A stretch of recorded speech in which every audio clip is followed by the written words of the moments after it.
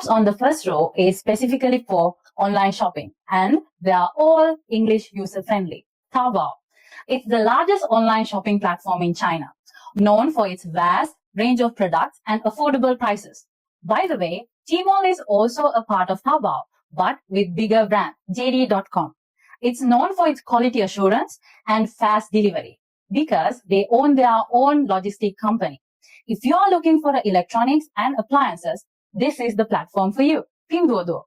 The main feature is that the users can team up to buy products at discounted prices. It's gaining popularity these days in China. I would like to very much give it a try for my new purchase. 1688. Same as Taobao, 1688 belongs to Alibaba company. The difference is that 1688 is an e-commerce wholesale procurement platform.